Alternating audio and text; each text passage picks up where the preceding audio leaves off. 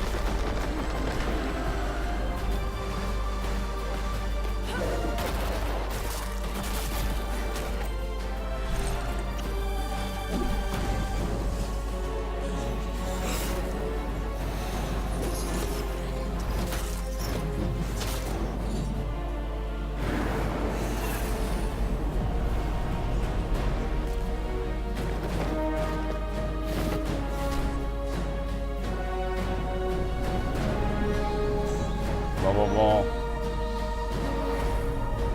Battle Chasers Night War.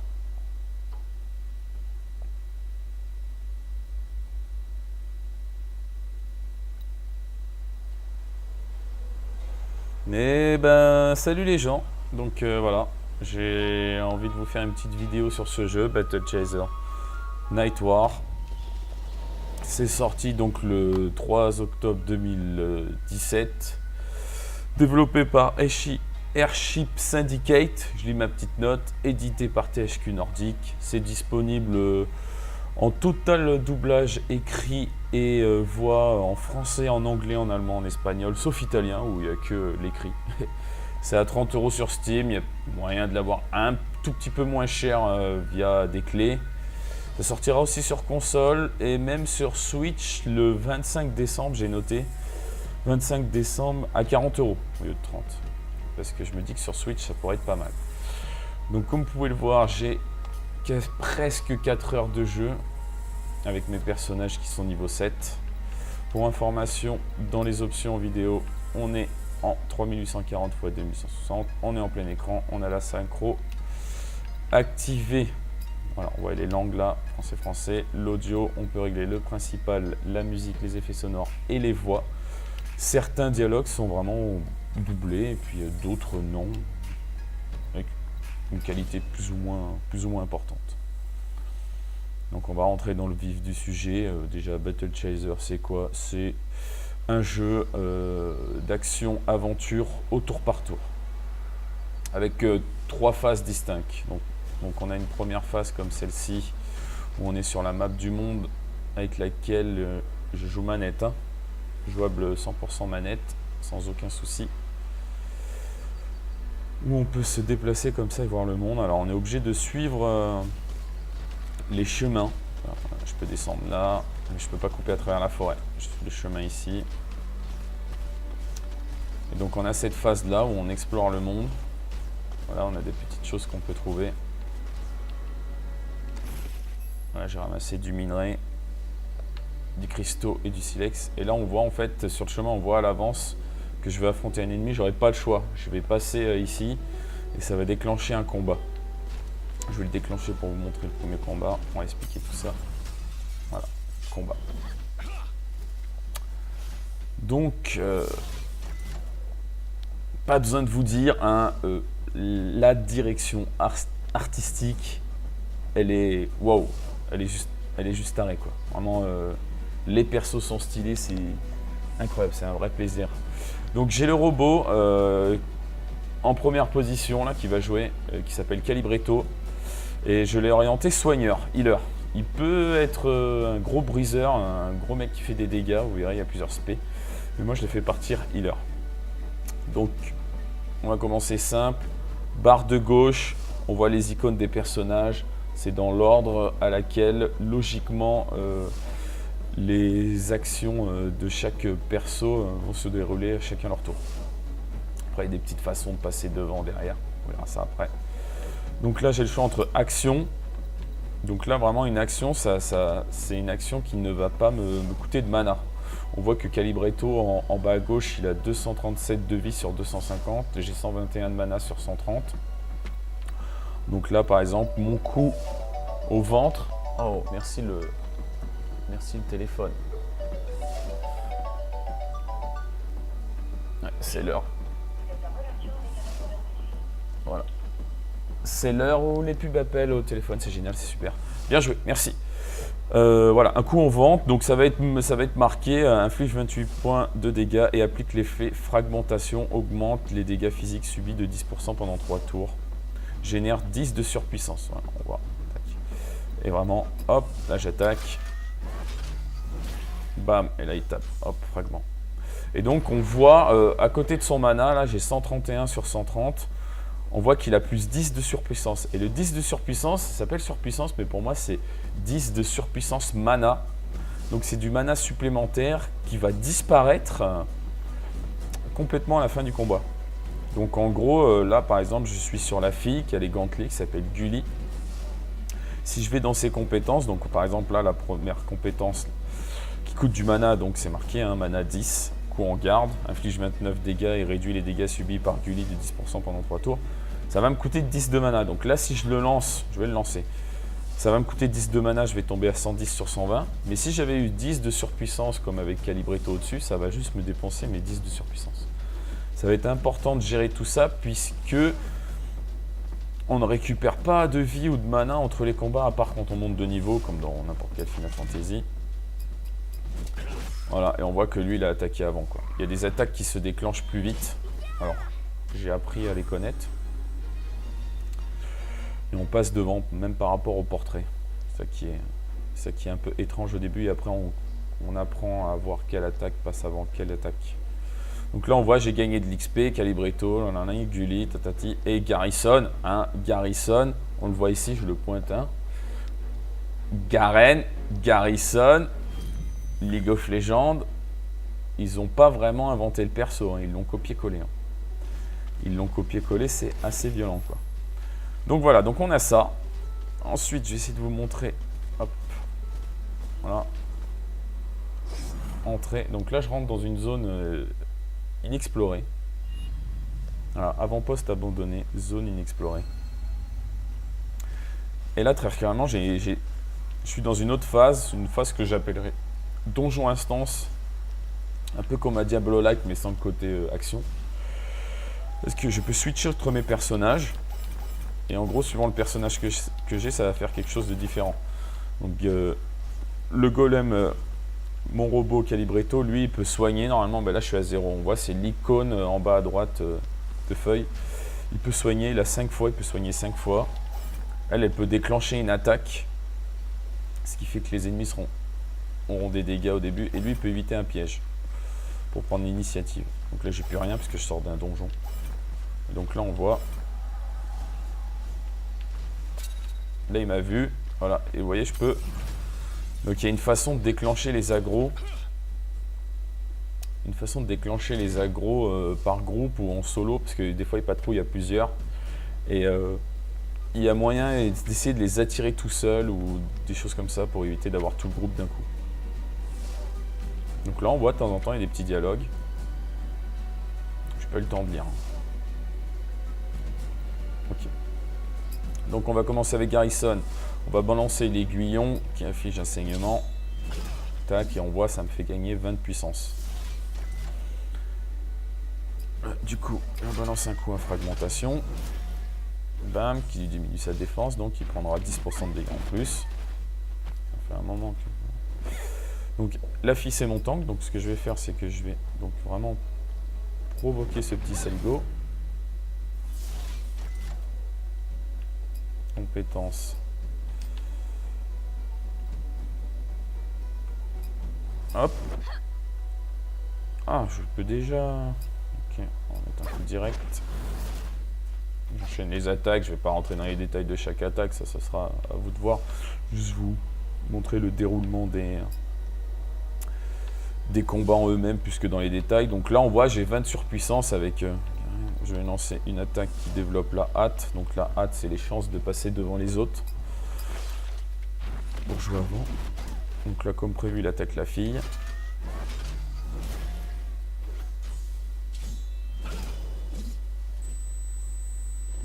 Voilà, donc là, la fille, si elle attaque lui, elle va se soigner. Voilà, très bien. Parfait. Tac, il est mort. tour. Donc ça se déroule vraiment comme un combat de Final Fantasy ou n'importe quel RPG au tour par tour. Il y a un butin, il y a l'XP qu'on gagne, tout ça. Et la différence, Calibretto, les gens sur cette île sont étrangement cryptiques. Ils cherchaient quelque chose ici. Si on ne trouve pas rapidement Monica et Nolan, on va être entraîné dans ces histoires. Donc à savoir qu'on était un groupe de 5 au début et qu'on s'est séparés, je rentre pas dans les détails, et qu'on recherche 2 d'entre eux, qui est le magicien et la meuf assassin qu'on voit dans les cinématiques du début. Cela me semble probable. Ouais, ça l'est. Garrison. Allons les retrouver. Ok, hop. Voilà. Un petit loot. Voilà, il y aura tout un côté craft, hein, bien sûr. Ah, regardez, je peux vraiment m'éloigner. Je sais pas si je peux carrément désaggro. Non, je peux pas désaggro. Hein. Je fais un petit test. Combat, bonus d'attaque. Donc là, j'ai un bonus d'attaque. Donc, ce qui est bien avec LT, pour ceux qui joueront manette, on peut tout de suite voir voilà, le petit icône d'épée à côté de Garen. On voit augmente la puissance d'attaque de 10%. Donc là, très clairement, tac, je mets ça. Bim, allez, il va prendre cher. Il va prendre Byzance, quoi, le machin. Voilà, tac. En même temps, je suis niveau 7, il est niveau 3. C'était pour vous montrer. Hein. Hop, je vais continuer. Donc, on a le menu, donc, qui simule un bouquin, sympa. Je peux switcher entre mes 3 personnages. J'ai donc ce qu'on appelle forcément un équipement. C'est bien foutu, tout est fait avec des flèches, tout est écrit en français. Donc là, on voit très clairement, hop, tac. Tout de suite les stats, on voit que je vais perdre 32 santé si je change d'épée, que je vais perdre 6 d'endurance et que je vais perdre 4 de puissance d'attaque. Mince, je me suis emmêlé. Donc on voit là en bas à droite les bonus, c'est vraiment super bien fait, même quand on va voir directement dans l'inventaire, on voit, vous voyez cette épée. Voilà. On voit c'est pour qui, on voit là c'est pour, si on regarde en bas à droite, on voit là, hop, et tout de suite, voilà, par exemple si je vais dans les anneaux sont là, et je vais tout de suite voir d'un simple coup d'œil, de simple flèche, puissance d'attaque, endurance, hâte. Ah, c'est super. Je vais pas rentrer dans les détails, hein, ce serait vous prendre pour des débiles, quoi. Mais le truc quand même qui nous intéresse, c'est, donc on a les talents. Donc on monte de niveau, on a des points de talent à répartir. Donc là par exemple j'ai 8 points de talent. Avec Garrison, donc je me suis spécialisé, on voit c'est allumé en rouge l'épée là, en spadassin. Et donc dans cette branche de spadassin là, j'ai donc tout ça. Je peux donc désenclencher et réattribuer mes 8 points. Donc là par exemple, augmente la puissance d'attaque de 3,75%. Ça va me coûter 6. Donc du coup il va me rester plus que 2. Commence le combat avec 10% d'attaque supplémentaire pendant une action. Donc je peux partir sur ça. Moi par exemple j'étais parti sur augmente les chances de critique de 1% et augmente les bonus de coups critiques. Tiens, je vais mettre ça pour changer. Hop. On aurait vu que si j'étais parti dans Vagabond, c'est plus robustesse, donc plus du tankiness et du combat à plus longue durée, quoi. Donc la fille c'est pareil, je suis parti en vengeresse, j'avais le choix je suis parti en gardienne, j'avais le choix en vengeresse, donc gardienne c'est vraiment plus tank. Et on voit le robot, on peut partir en artillerie ou en nature. Un druide, n'est-ce pas? Et on voit que j'ai mis des points donc pour soigner tout ça. Je ne vais pas rentrer dans les détails. On voit par exemple ici la capacité du perso. Capacité passive et active lors des explorations donjons. Les capacités de combat donc. Donc ça c'est les actions qui ne coûtent pas de mana. Et on voit qu'ils peuvent générer donc la surpuissance, on peut y voir à l'avance. Et on voit là les compétences. À voir qu'il y en a qui sont bloqués pour le niveau suivant, niveau 9, 11, tout ça. Voilà. pour ceux qui étaient. Ça, on a l'inventaire. On a donc catalogue de fabrication. Quand on trouve une forge, on peut fabriquer. On a le journal, c'est sympa. Le bestiaire, donc plus on affronte une créature, plus on en sait sur elle. À savoir qu'au début, on ne voit même pas ses points de vie, rien du tout. Donc après, on voit vraiment ses points de vie, sa santé, sa puissance d'attaque, ce qu'elle fait comme attaque, le butin qu'elle donne. Et on voit, par exemple, chasseur de bêtes, vaincre 50 bêtes. Quand j'en aurai vaincu 50 de cette chauve-souris-là, des ruines, ça augmentera l'expérience gagnée de 5% pour tous les héros. Donc ça, c'est vraiment sympa. Le bestiaire est bien foutu. C'est quelque chose que j'aime beaucoup. Voilà, on peut faire tourner le... Donc, vraiment, c'est... Ça, j'adore. Ça, vraiment, j'adore. Après, on a l'histoire, donc. Là, on a le codex des donjons. On a les statistiques.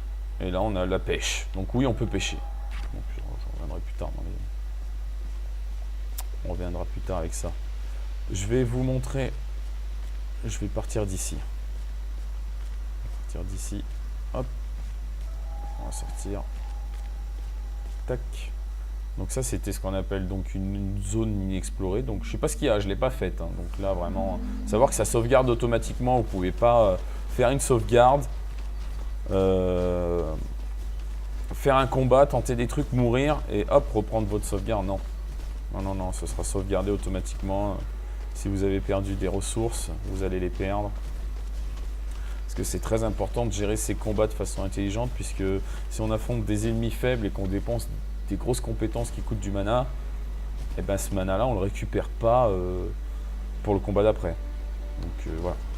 Et là, ce qu'on appelle vraiment un donjon instance, donc là la première du jeu, forteresse. Et donc on a le choix de le lancer en mode normal, en héroïque. Donc moi dès le début je l'ai fait en héroïque, j'ai réussi à le faire, donc comme quoi c'est possible. Et quand je l'ai fini en héroïque, ça m'a débloqué le mode légendaire. Et on voit que le butin sera plus important. Donc par exemple là je peux vraiment le lancer en mode légendaire.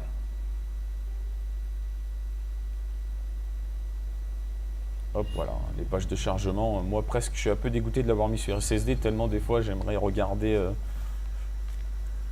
l'artwork de chargement. Et donc là, on se retrouve dans une phase où on est vraiment en mode donjon, on va avoir des pièces. On va essayer un combat héroïque, je vais voir ce que ça fait. Juste en faire un. Waouh. Et là, on voit qu'ils sont liés tous, là. Là, on voit bien que... Ouais, et là, il prend l'initiative, je pense. On va voir ce que... Donc là, j'affronte 3 ennemis en même temps.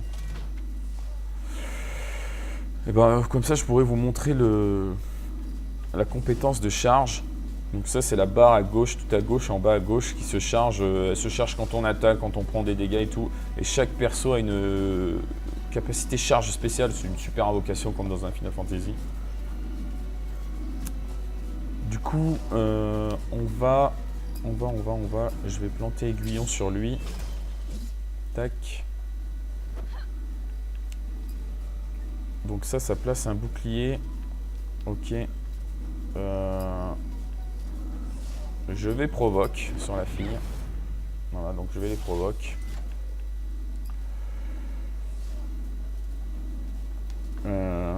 Lui, je vais donc... on va faire comme ça. Mettre du soin sur les coups. Okay. Donc ça, c'est les soins.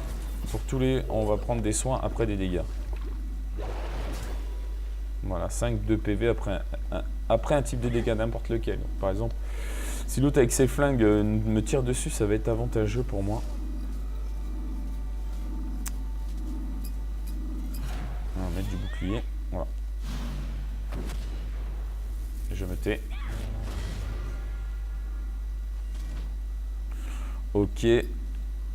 On va tout de suite balancer un... Donc on voit hein, le lance tir rapide, le mec avec les flingues, je ne l'ai pas assez affronté, donc je vois pas combien il a de vie vraiment quoi. Je vois sa barre de vie hein, du coup. Mais je vois pas combien il a de vie quoi. On va mettre le point de Gaïa. Hop. J'aurais pas dû le mettre sur lui, le point de gaillard. Ouais, j'ai mal joué. J'ai assez mal joué. Ok.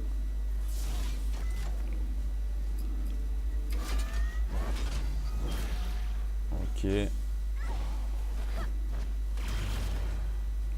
Oh. Ça picote, ça. Hop. Petit saignement. Voilà. Ok. Je vais peut-être essayer de me le faire en mode héroïque. Si dès le début c'est comme ça, ça va être trop chaud après de ouf. Alors, on va mettre un coup direct à lui. Normalement, quand il meurt, lui, il explose. Oh, ça l'a pas tué. Oh, c'est violent, ça l'a pas tué. On va faire ça. Compétence. On va balancer un petit soin sur la gonzesse. Voilà, tac, on voit, il a explosé, ça fait des dégâts à l'autre. Voilà, je soigne. C'est bon. Et là, on peut attaquer. Et c'est la win du premier combat. Donc on voit, c'est vraiment le premier combat du début de donjon, quoi.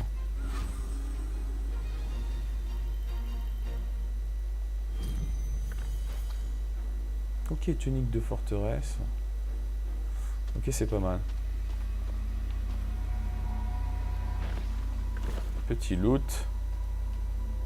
Je sais pas ce que c'est. L'énergie enfermée dans ce cube mystérieux bourdonne lorsque vous l'approchez. Une inscription a été gravée sur le côté du cube. Certaines boîtes donnent, celle-ci prend. Attrapez-la si vous le pouvez et délectez-vous de sa puissance. Vous pourriez lui confier un objet, mais vous n'êtes pas sûr de ce qui arrivera ensuite. Sélectionnez un objet à lui présenter. Et on va lui filer un canon, je m'en sers pas. Vas-y.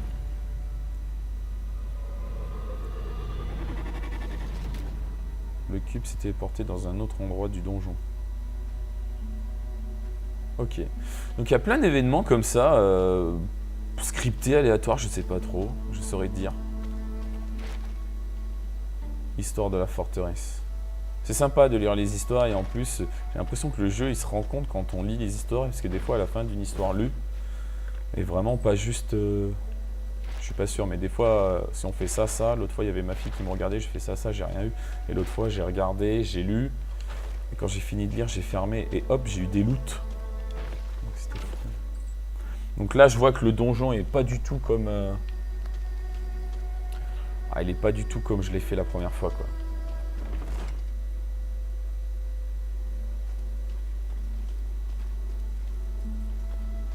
On voit les patrouilles, donc voilà, c'est vraiment pas du combat aléatoire. On peut anticiper, regarder, on se dire ouais, ok, je connais cet ennemi, je peux me le faire. Lui, ça va être chaud.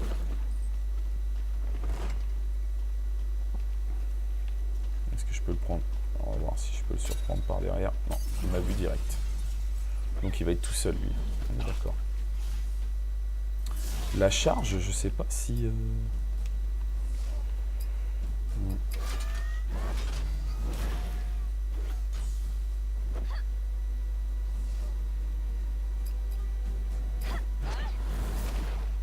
Putain, il encaisse de ouf.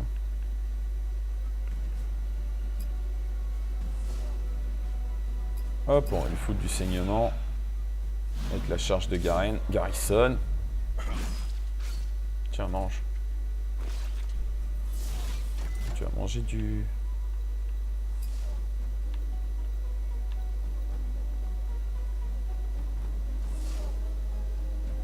Ah, si l'ennemi est sous l'effet donc de fragmentation, c'est quand je casse l'armure là. À l'heure actuelle, il y est, hein, sur... Ou saignement. Alors, on teste.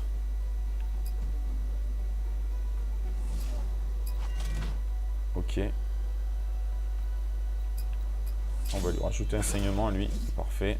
Voilà, les saignements s'accumulent. Hein. Pas parce qu'il a déjà saignement qu'il ne peut pas en prendre un autre. Ça va doubler donc. Là, il va faire une super attaque. C'est stylé. Hein. C'est stylé de ouf.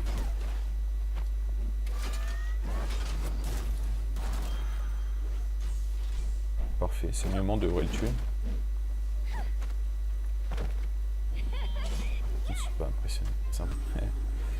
Ah, vraiment, je bloque sur Garen depuis le début du jeu. C'est violent. Allez, on loot. Petit loot. Ok. Hop. Et donc, petite subtilité par contre, par exemple, voilà, je prends Garen là, vous voyez son épée et son armure, équipement. Donc vraiment, hein, si je change d'épée et si je change d'armure, ça change rien. Le visuel ne change pas d'équipement. Ça peut en décevoir certains. Je pensais que ça allait me gêner et au final, c'est pas quelque chose qui me gêne. Donc voilà, je pense que j'ai pas besoin d'aller beaucoup plus loin. J'ai pas pu vous montrer les compétences, on va dire, de donjon là, parce que je les ai pas, mais je vous les ai expliquées. À savoir que j'ai un petit accès d'inventaire rapide avec la croix du haut pour utiliser des petites potions, mais on en a rarement. Mais vous voyez, je peux prendre une potion de mana mineur. De soin. Merde, je crois que c'était mana, mais en fait c'était soin. J'ai fait le débile. Bref. Voilà, je finis sur un fail comme ça. Hop. Donc à savoir que si je quitte là, donc je reviens au menu principal et que je relance le donjon, il va me demander soit de le réinitialiser, soit de le continuer. Je vais le continuer mais en commençant du début et les ennemis morts n'auront pas ripop. Ceux que j'aurais déjà tués n'auront pas ripop et les loots que j'aurais déjà effectués, pareil, n'auront pas repop non plus les loots. Donc voilà, donc vraiment ce jeu, c'est le tour par tour, ne vous gêne pas ou même est un genre que vous aimez. Allez-y plein pot, hein. Vraiment allez-y plein pot, c'est du lourd. Et pour ceux qui ont une Switch, même plus tard en mode portable, ça peut être sympa hein, si vous faites du transport en commun souvent ou vous partez souvent vous poser au lac, ça peut être cool.